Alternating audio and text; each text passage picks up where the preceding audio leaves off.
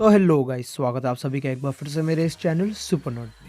तो Marvel comics में हमें काफ़ी सारे डिफरेंट तरह के सुपर हीरोज़ और सुपर विलन्स देखने को मिले हैं, जिनकी स्टोरीज़ में काफ़ी ज़्यादा पोटेंशियल होता है। लेकिन विलन्स और हीरोज़ के अलावा हमें काफ़ी सारे एंटी हीरोज़ भी देखने को मिले हैं, जहाँ मार्वल के काफ़ी सारे एंटी हीरोज़ ऐसे हैं जो काफ़ी ज़्यादा पॉपुलर हैं, काफ़ी ज़्यादा फैन फेवरेट हैं। वहीं कुछ एंटी हीरोज़ अंडररेटेड भी निकल के आते हैं। अब जिन लोगों को नहीं पता है कि एंटी हीरो क्या होता है, तो बेसिकली एंटी हीरोज़ का मतलब होता है वैसे कैरेक्टर्स जो हमें सुपर विलन और सुपर हीरो दोनों के तौर पे देखने को कॉमिक्स में मिलते हैं। और आज की इस वीडियो में मैं बात करने वाला हूँ मार्वल यूनिवर्स के कह सकते हो कि टॉप 10 एंटी हीरोज़ के बारे में। अब सबसे पहली चीज़ यहाँ पे ये तुम लोग जान लेना कि ये वीडियो एक रैंडम रैंकिंग वीडियो होने वाली है। इसमें मैंने किसी भी एंटी हीरो को, किसी भी कैरेक्टर को जो है उनके पावर लेवल या आइकॉनिकनेस के बेसिस पे जो है रैंक नहीं किया है। और एक और चीज़ मैं तुम्हें ये बता दूं कि मैं इस लिस्ट में वुल्वरीन को इंक्लूड नहीं करने वाला हूं। बहुत से लोग वुल्वरीन को एंटी हीरोज़ की लिस्ट में इंक्लूड करते हैं, लेकिन मेरी इस ये लिस्ट में वुल्वरीन जो है इंक्लूड नहीं होगा। सो अब without wasting any more time चलिए शुरू कर लेते हैं आज के इस अमेजिंग वीडियो को।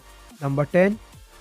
Frank castle. अब अगर देखा जाए तो फ्रैंक कैसल यानी कि पनिशर मार्वल कॉमिक्स के सबसे आइकॉनिक कैरेक्टर्स में से एक है। देखा जाए तो फ्रैंक कैसल जो है अपनी वाइफ और अपने चिल्ड्रन के डेथ के बाद जो है हमें एक विजिलेंटे में कन्वर्ट होते हुए नज़र आया था, जिसके बाद हम उसे कॉमिक्स के अंदर पनिशर के नाम से जानते हैं। अगर देखा जाए तो पनिशर यूँ तो जो है क्रिमिनल्स से फाइट करता है, उन्हें काफ़ी बुरी तरीके से पीटता है, लेकिन उसने कॉमिक्स में कई बार जो है कुछ कह सकते हो इलीगल चीज़ें भी करके दिखाई हैं और काफ़ी बार जो है हमें एज अ सुपर विलन के तौर पर भी देखने को मिला है। लेकिन यहाँ पर ये चीज़ निकल के आती है कि फ्रैंक कैसल टोटली एक सुपर विलन नहीं है। वो हमें मोस्ट ऑफ द टाइम एक सुपर हीरो के तौर पे ही देखने को मिलता है, लेकिन उसने काफ़ी सारी इलीगल चीज़ों को भी जो है कह सकते हो कि अंजाम दिया है। और इसीलिए जो है हम लोग फ्रैंक कैसल यानी कि पनिशर को एंटी हीरोज़ की लिस्ट में कंसिडर करते हैं, लेकिन ये काफ़ी इनक्रेडिबल किस्म का मार्वल कैरेक्टर निकल के आता है। Number 9,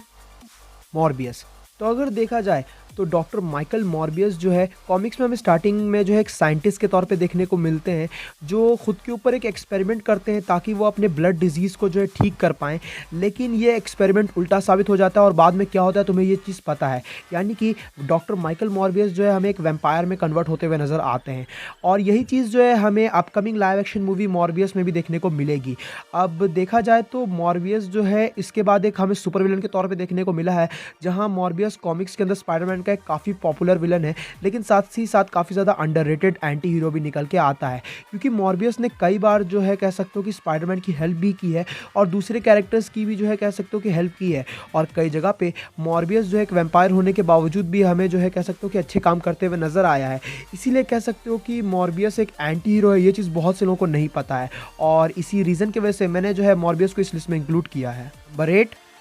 black window. तो अगर देखा जाए तो बहुत से लोग शायद ये नहीं जानते होंगे, लेकिन कॉमिक्स के अंदर ब्लैक विडो जो है एक एंटी हीरो है। यानी कि नताशा रोमानोफ जो है वो हमें कॉमिक्स के अंदर एक रशियन एजेंट के तौर पे देखने को मिली थी, जिसे ट्रेन किया गया था रेड रूम प्रोग्राम के दौरान ताकि वो एक स्पाई बन सके। और कॉमिक्स में जब ये इंट्रोड्यूस हुई तो स्टार्टिंग में ब्लैक विडो यानी कि नताशा जो है एक सुपर विलन थी, जहाँ कई बार जो है कह सकते हो कि इसने क्रिमिनल वाले काम किए हैं, और साथ ही साथ जो है आगे चल के ये हमें एवेंजर्स का पार्ट बनते हुए नज़र आती है। तो कह सकते हो कि ये एक ऐसी कैरेक्टर थी जो स्टार्टिंग में हमें सुपर विलन के तौर पे देखने को मिली, फिर आगे चल के ये हमें एक सुपर हीरो के तौर पे कॉमिक्स में देखने को मिलती रही है, और इसीलिए जो है ब्लैक विडो भी जो है एंटी हीरोज़ में से एक निकल के आती है। बाकी ब्लैक विडो के बारे में तुम लोग सभी काफ़ी अच्छे तरीके से जानते हो, और अपकमिंग ब्लैक विडो की लाइव एक्शन मूवी में भी जो है हमें इसके बैक स्टोरी के बारे में काफ़ी कुछ जानने को मिलने वाला है। Number 7,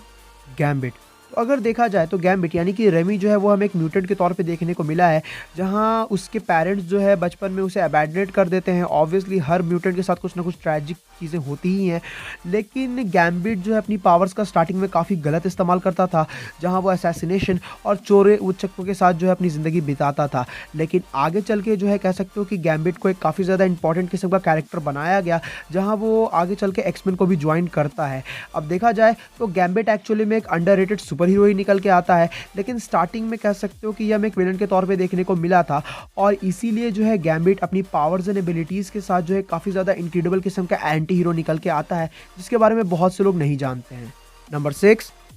winter soldier. तो विंटर सोल्जर यानी कि बकी बार्न्स के बारे में सब कोई जानता है। बकी जो है एक अमेरिकन सोल्जर था जो आगे चल के एक सोवियत स्पाई बनता है, और इसकी बैक स्टोरी क्या है, इसके साथ क्या-क्या हुआ, ये सभी तुम लोग काफ़ी अच्छे तरीके से जानते हो। किस तरीके से हाइड्रा ने जो है बकी को कैद किया, उसका माइंड वॉश किया और उसे एक सुपर सोल्जर में कन्वर्ट किया। साथ ही साथ अगर देखा जाए तो विंटर सोल्जर यानी कि बकी जो है काफ़ी ज़्यादा स्ट्रॉन्ग किस्म का सुपर सोल्जर है, जहाँ स्टार्टिंग में ऑब्वियसली ये मूवीज़ ही की तरह कॉमिक्स में भी जो है एक विलन के तौर पे इंट्रोड्यूस किया गया था, और फैंस को जो है बकी का कैरेक्टर काफ़ी ज़्यादा पसंद आया था जब उसे विंटर सोल्जर के तौर पे इंट्रोड्यूस किया गया। साथ ही साथ आगे चल के ये एवेंजर्स को ज्वाइन करता है, और तुम लोग ये जानते ही होंगे कि विंटर सोल्जर यानी कि बकी जो है कॉमिक्स में कैप्टन अमेरिका का भी पोस्ट ले चुका है, यानी कि वो कैप्टन अमेरिका भी रह चुका है, और इसीलिए विंटर सोल्जर कह सकते हो कि काफ़ी ज़्यादा अमेजिंग किस्म का एंटी हीरो निकल के आता है जो मार्वल यूनिवर्स का पार्ट है। Number 5, Ghost Rider. तो जॉनी ब्लेज एक्चुअली में एक मोटरसाइकिल स्टंट परफॉर्मर रहता है, जो हमें कह सकते हो कि कॉमिक्स के अंदर जो है एक डील करते हुए नज़र आता है मेफिस्टो के साथ, जहां वो आगे चल के स्पिरिट ऑफ वेंजेंस यानी कि ज़ेराथोस की पावर्स को जो है पजेस कर लेता है और बन जाता है घोस्ट राइडर। तो अगर देखा जाए तो घोस्ट राइडर सच में जो है मार्वल कॉमिक्स के सबसे पॉपुलर और सबसे कूल एंटी हीरोज़ में से एक है, जहाँ घोस्ट राइडर जो है एक सुपर हीरो तो है ही, साथ ही साथ इसने काफ़ी सारे कुछ कह सकते हो कि बुरे काम भी किए हैं, और काफ़ी सारी ऐसी चीज़ें की हैं जो कॉमिक्स में कह सकते हो कि बहुत ही ज़्यादा वायलेंट दिखाई गई हैं, और इसीलिए जो है घोस्ट राइडर एक एंटी हीरो निकल के आता है। लेकिन तुम में से बहुत से लोगों को ये चीज़ पता ही होगी कि घोस्ट राइडर की पावर्स एंड एबिलिटीज़ बहुत ही ज़्यादा इंप्रेसिव है, और कह सकते हो कि कई हद तक घोस्ट राइडर इस लिस्ट का सबसे पावरफुल एंटी हीरो निकल के आता है। Number 4, magneto. तो मैग्नीटो यानी कि मैक्स आइसेनहार्ट भी जो एक म्यूटेंट रहता है, और इसकी भी काफ़ी ज़्यादा कह सकते हो कि ट्रेजिक किस्म की बैक स्टोरी रहती है, जहां आगे चल के मैग्नीटो जो है हमें कॉमिक्स में जो है एक्समैन के सबसे पॉपुलर विलन्स के तौर पे देखने को मिला है, और मैग्नीटो की जो है फ़ैन फॉलोइंग कितनी है ये मुझे बताने की ज़रूरत नहीं है, और ये बात में भी कोई शक नहीं है कि मैग्नीटो एक एंटी हीरो से पहले एक सुपर विलन्स हैं। लेकिन कॉमिक्स में कई बार ऐसी चीज़ें आई हैं, कई बार हमें ऐसा मोमेंट देखने को मिला है जहाँ मैग्नीटो ने जो है अपने कह सकते हो कि फेलो म्यूटेंट्स की हेल्प की है, एक्समैन की हेल्प की है, और काफ़ी सारे इन्वेजन क्राइसिस इवेंट्स के तौर पे भी जो है दौरान हमें जो है मैग्नीटो अपनी पावर्स को कह सकते हो कि अच्छे कामों में यूज़ करते हुए नज़र आ चुका है, क्योंकि ओवरऑल वो भी एक टाइम पे एक्समैन का पार्ट हुआ करता था। और इसलिए अगर हम लोग ओवरऑल देखें तो मैग्नीटो जो है कह सकते हो कि भले एक सुपर विलन हो पहले, लेकिन साथ ही साथ हमें एक काफ़ी ज़्यादा अच्छा कैरेक्टर देखने को मिला है, और इसीलिए वो एंटी हीरोज़ की लिस्ट में जो है कंसिडर किया जाता है। Number 3, blade. तो एरिक ब्रूक्स यानी कि ब्लेड जो है एक वैम्पायर हंटर है, साथ ही साथ हमें एक ह्यूमन वैम्पायर हाइब्रिड के तौर पे देखने को मिला है। तो अगर देखा जाए तो ब्लेड क्योंकि एक वैम्पायर हंटर है, तो वो काफ़ी सारे वैम्पायर्स की जो है कह सकते हो कि हत्या करता है, उनका जो है शिकार करता है एक तरीके से हम लोग कह सकते हैं, और साथ ही साथ ब्लेड भी जो है कह सकते हो कि काफ़ी आइकॉनिक जो है मार्वल कैरेक्टर निकल के आता है, और इन सब के अलावा वो एवेंजर्स को भी ज्वाइन कर चुका है। लेकिन क्योंकि मैंने बताया कि ब्लेड जो है एक ह्यूमन वैम्पायर हाइब्रिड है, तो कई बार जो है हमने उसे इनोसेंट लोगों की जान लेते हुए भी देखा है कॉमिक्स के अंदर। अब ये चीज़ें जो है ज़्यादा तो नहीं हुई हैं, लेकिन इसी वजह से जो है ब्लेड को जो है एंटी हीरोज़ की लिस्ट पे कंसिडर किया जाता है, और हमें जल्द ही जो है एमसीयू की तरफ से ब्लेड की एक लाइव एक्शन मूवी भी देखने को मिलेगी, जो हो सकता है कि आर रेटेड हो, तो उसमें हमें ब्लेड की जो है ऑरिजिन और ब्लेड की एबिलिटीज़ बखूबी दिखाई जाएगी, और कह सकते हो कि ब्लेड एक काफ़ी आइकॉनिक एंटी हीरो निकल के आता है। Number 2,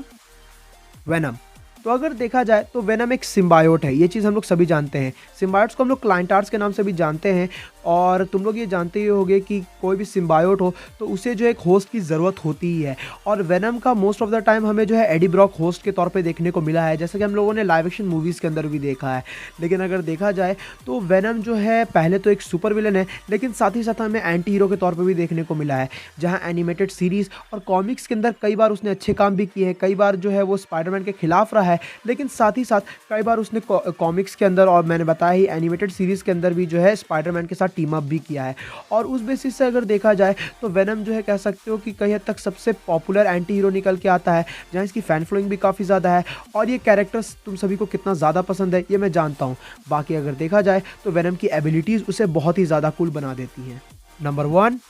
Deadpool.